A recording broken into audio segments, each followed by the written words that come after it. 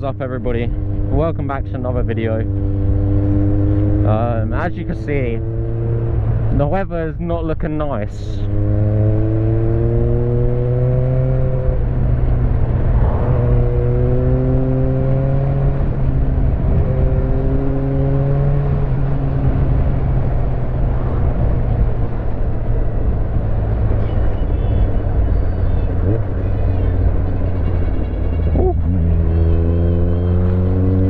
Reaction time. So yeah, we're going back out to Rendlesham because I was like, well, we haven't really been out that way since we left for Lancashire. I don't think we've been out even before that for a little bit on the 400 coming this way. I know it's an 800 there. I haven't been out this way on the 400 for a little bit, so I thought I'd come out. I don't know how much fuel I got. Obviously I don't have a fuel gauge. I looked in the tank, it looks the same as the last time I checked it, before the last ride I did. And so I don't know, I'm probably going to run out of fuel. I've got my reserve, so it'll get us to a station if I need to.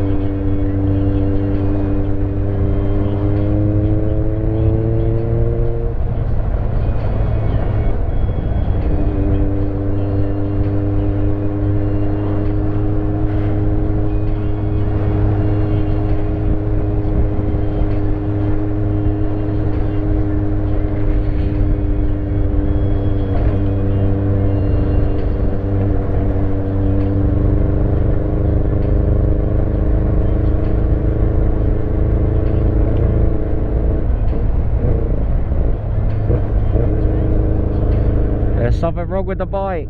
That's not supposed to. I know what's wrong with it. Ain't got no gas in it.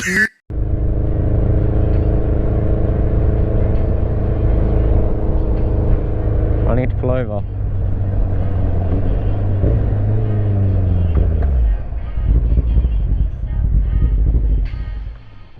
I think it's out of fuel.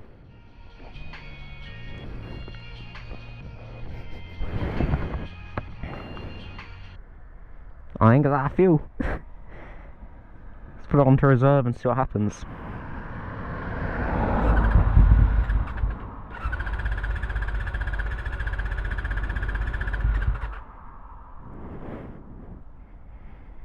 Oh, this could be bad.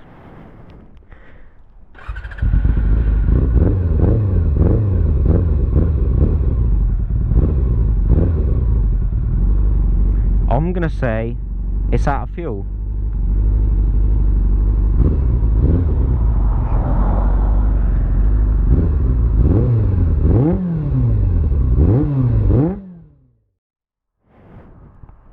There's nothing else that should be wrong with this bike.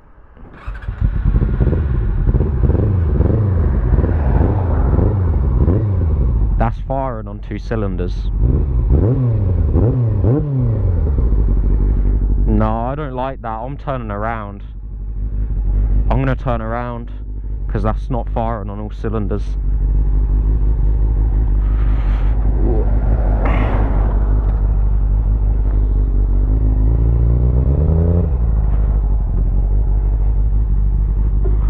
We've got to cancel a video today, guys, because my bike's decided not to be working on all cylinders.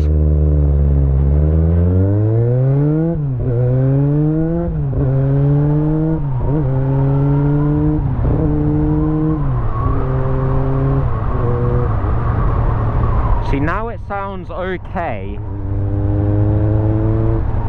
It's probably just starved the carbs of fuel, and that's obviously in turn, some of the carbs still had more fuel than others, and so some pistons are firing and some weren't.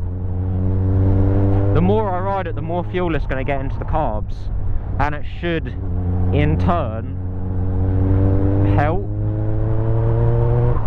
Like, it sounds fine now, but I just don't like that, because if I get stuck out here, I have to push the bike home, and there's reasons why I don't want to do that that are unrelated to the fact that it'll be a pain in my arse.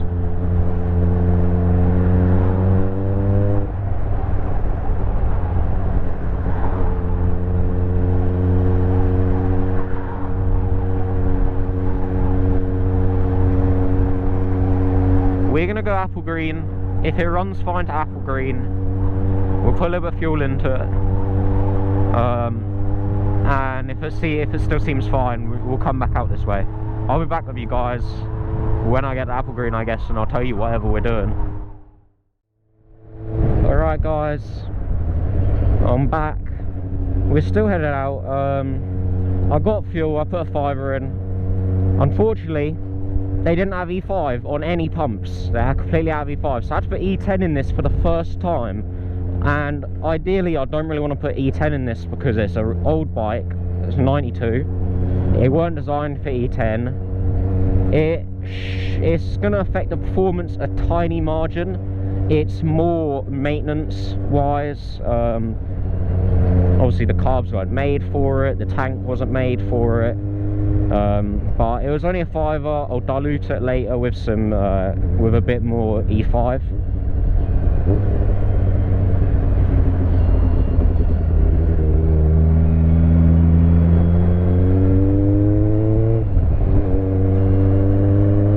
I'm hoping that a fiver is enough, because we're going to probably do quite a bit of ripping.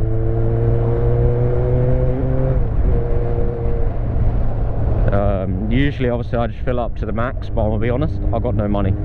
I've got no money. I think I have probably about another fiver in my account, which is gonna go to E5 afterwards.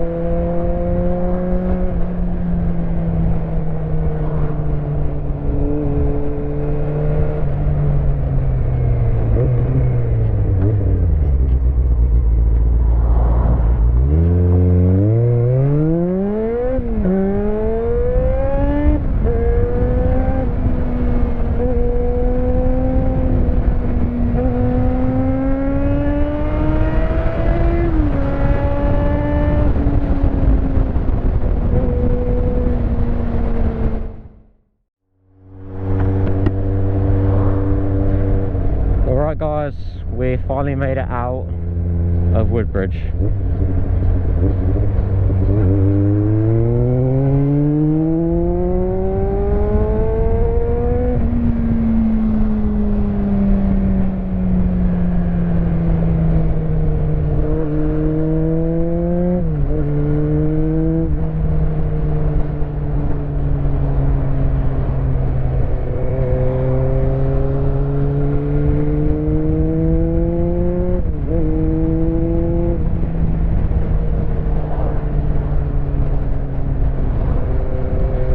think I've said this yet, but I've actually cut down the airbox intake a little bit to allow for an even higher flow of air. And at first I didn't think it made that big of a difference, but I did it just before the video where you guys were chilling on the back of the bike with me, and you can kind of hear it in the high RPMs on that. I don't know how well it translates on the camera, that's sort of what I'm trying to say. But now that I've hit, you know, anything above like 7, 8, you can really hear it has a massive effect. Like, it absolutely growls. And it definitely feels like it's pulling a bit more. Although I have kind of tanked my performance with my... it's a little bit of an E5 with a bit of E10. It's kind of like an E7 mix of fuel right now. So it's taken down the performance a little bit, but it's definitely added performance having that shorter intake. Basically, the intake on this points backwards and is an oval that goes into a big circle. So it comes around and into a big circle. And so basically what I've done, oh hello horse, what I've done is I've cut off the oval bit and just got the big circle that goes straight into the air filter, and the air filter obviously then goes airbox to carbs. And then obviously, of course, I've got an aftermarket air filter already, so it has a big effect.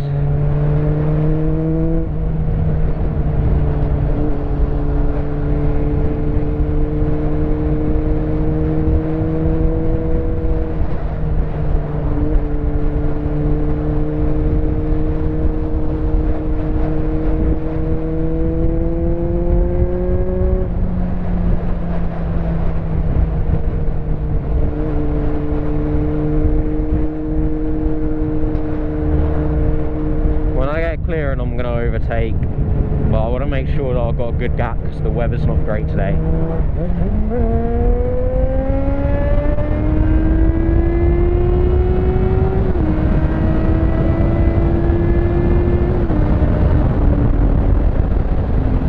Just like that.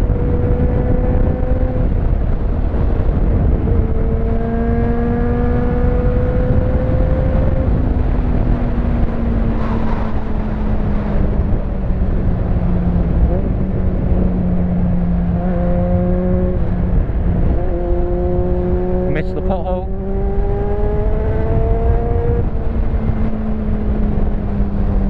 Slow down for the corner. Oh, I forgot about that one.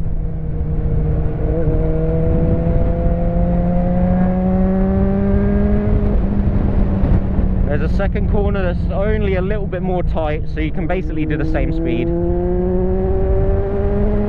And accelerate up the ramp and out the corner.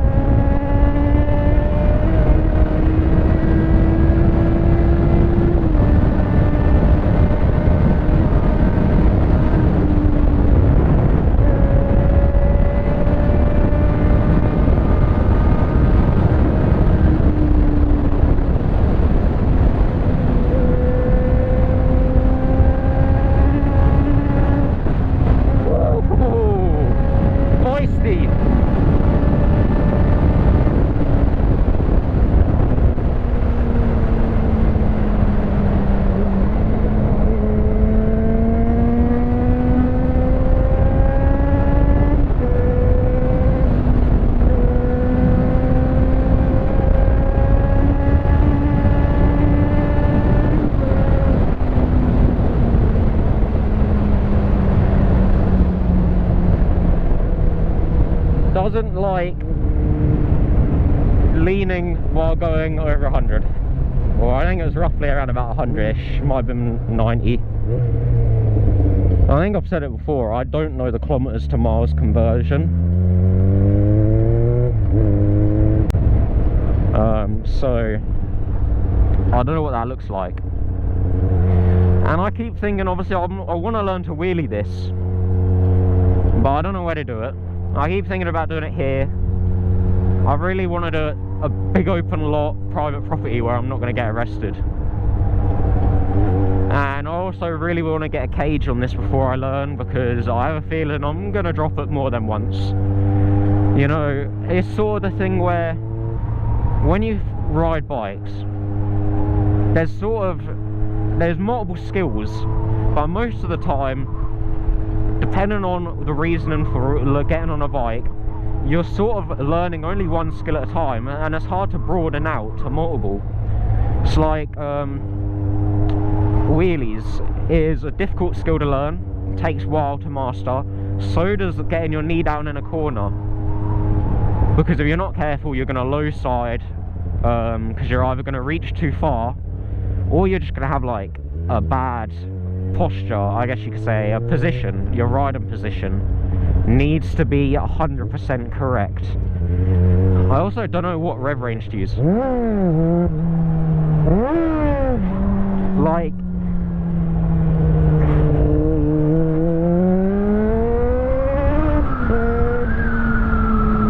I don't know what rev range to use on this. I'm worried about blowing up the engine constantly. And I also don't know what, I think I looked at a video for the 400 to 600 range, and they recommend second gear. But obviously the speed varies on the bike, because it's all based on your gearing. This is obviously stock gearing, which is definitely a lot more for high speed. It's a 400, and I've gone off the clock, which was like 120, I think. 120 is like roughly where the clock ends. So it's definitely geared more to high speed.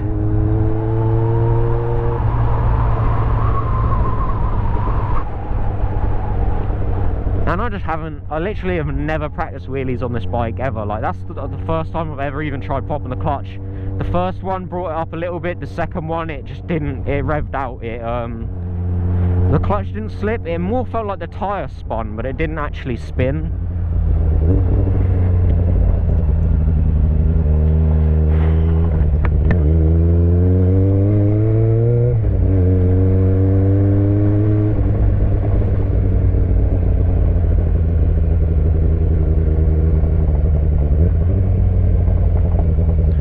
Oh my god, I hate coming on here with the bike.